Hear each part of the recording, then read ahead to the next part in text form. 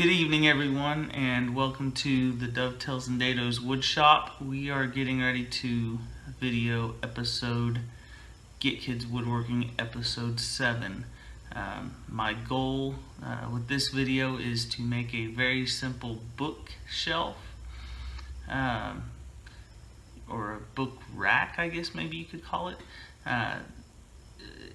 Quite simple. It's going to be made using a single 8-foot long 1x8 piece of pine that cost, I think it was around $5 at the big box store. So anyways, I'm going to go ahead and do some rough cuts, and I will get back with you as far as dimensions of the lumber, and then we'll work on the joinery.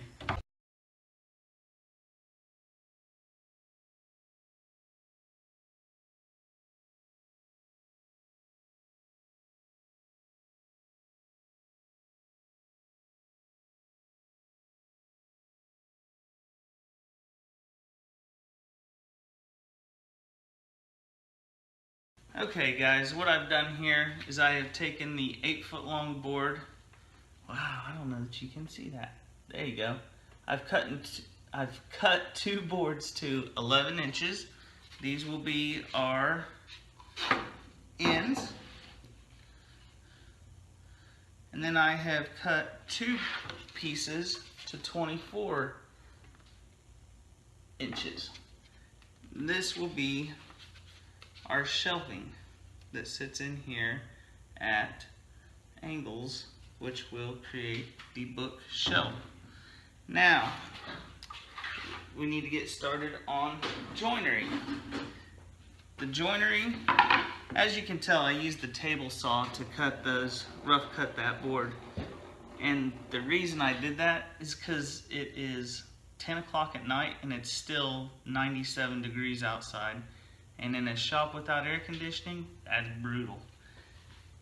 And the humidity's at like 60% or something crazy. It's way humid. So, in order to get started on the joinery, what I'm going to do is, first off, I'm going to tilt the camera down so you can see it a little better. There we go. The first thing we need to do is find the center of our board. Now, I have a handy dandy ruler that helps me find the center of a board. It's a center find ruler, has a 0 in the center, and then it's incremented out going each direction. So all you have to do is find where there's the same dimension on both sides, and that is your center point, and you can make a mark there. Okay, now I did it the easy way, and I just set those up, the distance of the thickness of my ruler up from the bottom, so I'm just aligning the ruler on the bottom edge of the board and then finding the center point.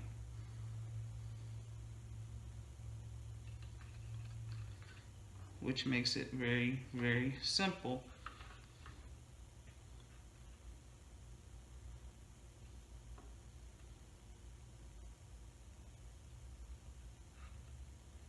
Yeah. Then what I'm going to do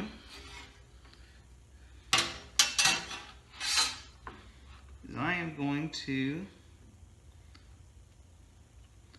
put my framing square in there at an angle, and I'm going to mark off 1 inch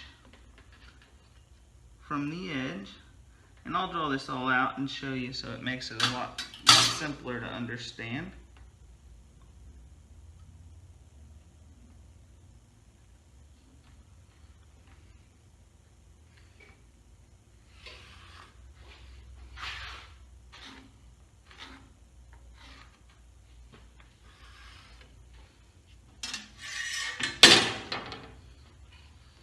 So we have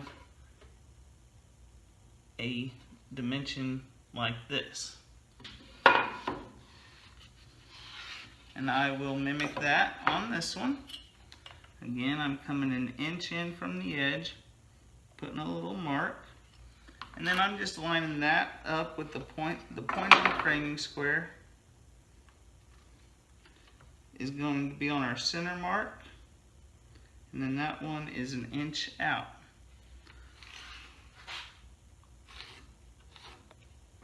Okay.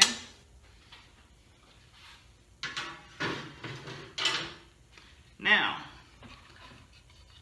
that angle, this being in the center with the angle going to the center, that'll put all the weight of the books right on the center point of the board. So when it's sitting on a shelf, all the weight will be right in the center of the board. The next step is to come in the thickness of a board from that line.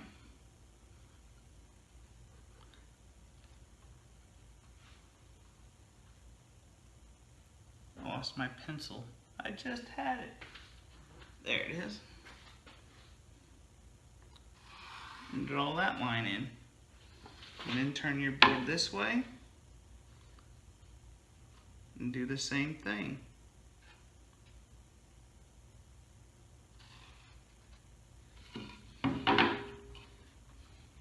So now we end up with something like that. Do the same thing on the other piece.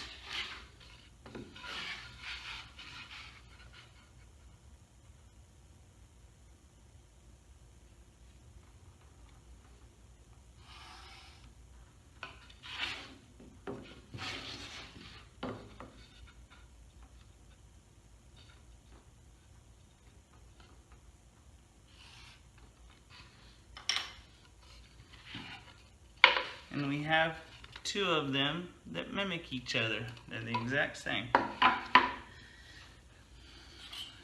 Now the next part of the joinery is that we want to clamp these up together,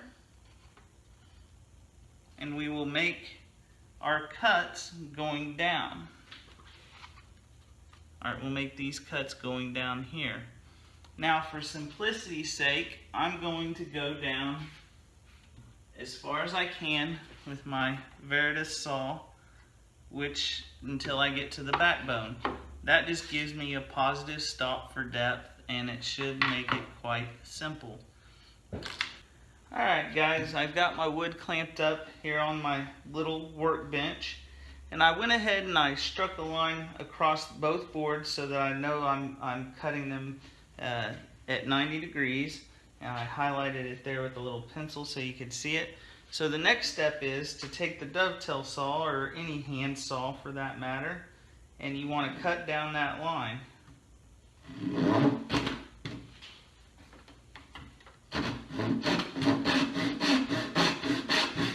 The idea here is to split the line in half.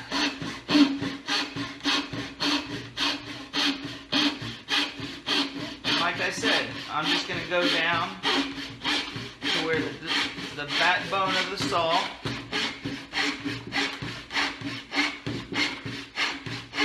bottoms out.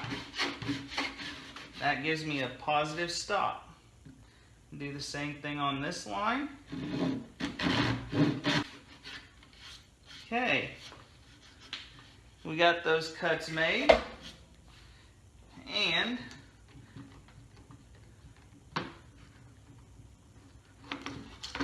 we will do the same exact thing on the upper part.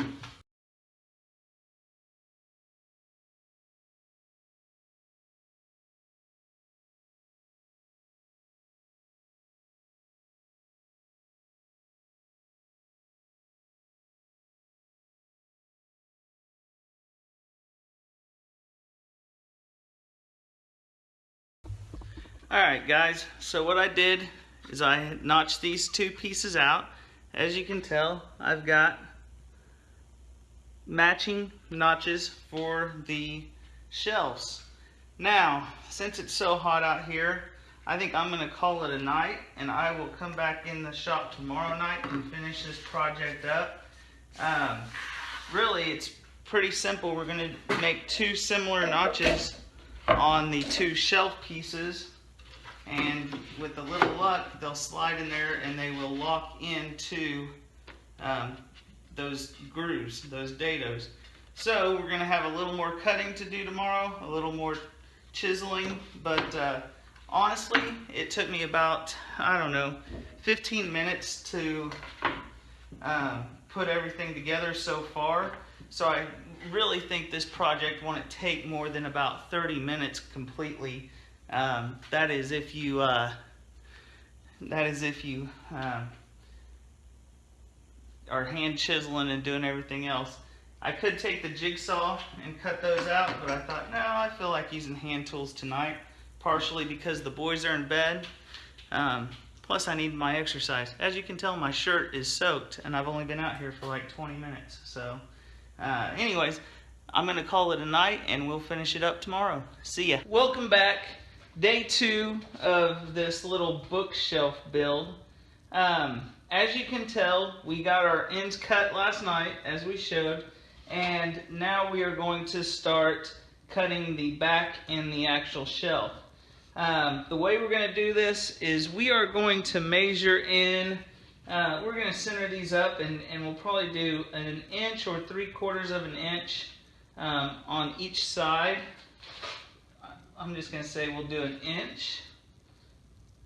So I'm going to set my board at an inch, and then we'll come in with my pencil, wherever it went. It was just here, I promise you. Here we go. But, and then I'm going to mark the outside and the inside, and then that's all I need for right now. And then I'm going to go down about probably 4 inches and make another notch, and that will give us a way to lock the ends into the shelves. I have Kolton in the shop with me tonight, so he's going to be helping out, and we are really, it shouldn't take us very long at all to finish this up. As I said last night, I think I had about 15 minutes in this, and we may have another 15 or 20 minutes worth of work real time to finish the project up. And then as far as finish goes, I think my wife has been redecorating our bedroom, and she's been using a lot of grays in the bedroom, and I actually think I'm going to chalk paint this and use it on my dresser for all my woodworking books, magazines, and stuff like that.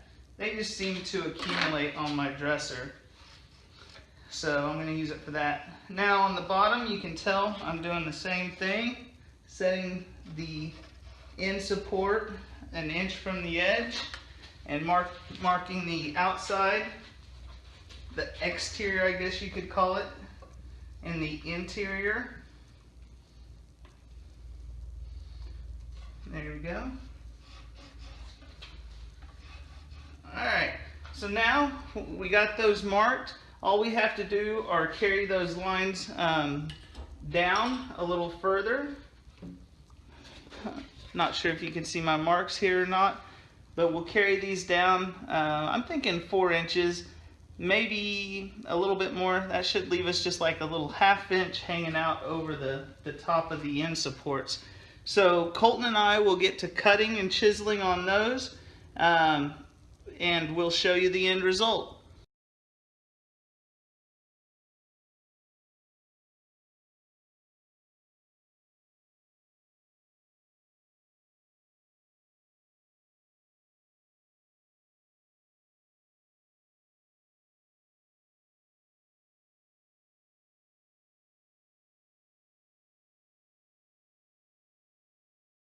Okay guys, as you can tell, we got our little bookshelf done. Easy to set books on this direction if you want to kind of showcase them.